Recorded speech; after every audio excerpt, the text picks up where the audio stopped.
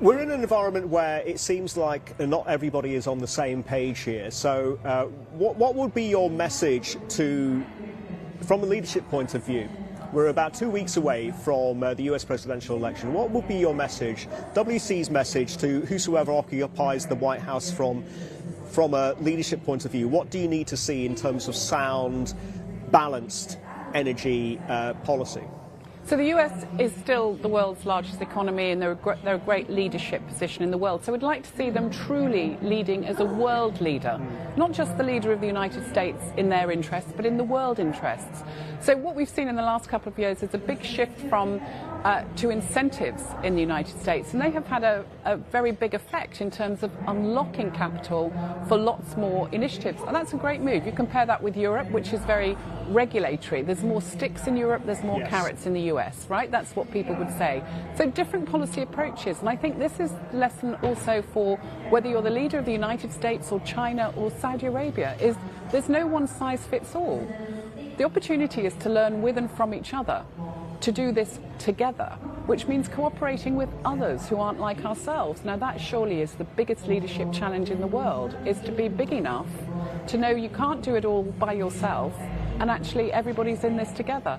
It's also the hardest thing to get going in leadership. Can we bring in the Middle East factor here? Because Saudi will be hosting the 27th World Energy Congress in October 2026. Objectively, Angela, how much progress has the Gulf made, synonymous with oil and gas, of course, towards sustainable, renewable solutions? And when you consider the escalation on the geopolitical front in the region, how big a problem is that going to be from a supply security point of view, and how does that impinge on renewables? Sorry, I know that there's a lot there. There's a lot there. So let's take it, okay, so the Congress will be called Inspiring Transformation, Delivering Transitions. Yes. And that theme applies in Saudi Arabia, the Kingdom of Saudi Arabia itself. If you look at the Saudi Green Initiative and what's going on there, you look at the philosophy that's changed. They have this concept of circular carbon economy. This is deep decarbonisation across the entire economy of Saudi Arabia. This isn't just dealing with emissions. This is total decarbonisation. So I think it's a great country to look at in terms of how they're lifting their industry, not just their energy system, how they're delivering solutions to younger populations, which is the conditions in Saudi Arabia. They're not aging Japan, they're youth bulge Middle East. And I think the uncertainty, though, that's in the world at the moment, I think last year we looked at a 12-fold increase in uncertainty, means that how we got to here won't get us to where we need to go. So we're going to have to think about how do we invest, how do we build, how do we develop.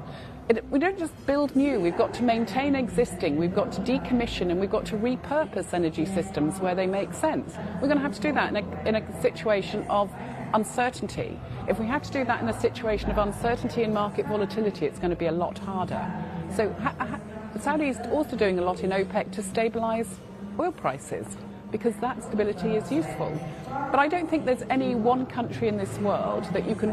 It's wrong to demonise, and we tend to demonise oil and gas. We should be demonising emissions, right? Let's point at the real problem, is the emissions, not the oil and gas. We've got to decarbonise use. Who uses all the oil and gas from Saudi Arabia? We do.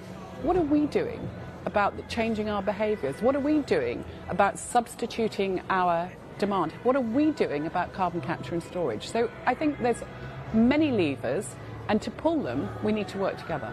So it's mitigation and adaptation. Mitigation and adaptation, but also about all energy technology levers.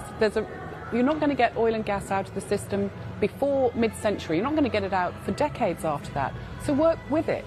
If we keep saying zero, then there's no conversation to have. And if there's no conversation to have, there's no peace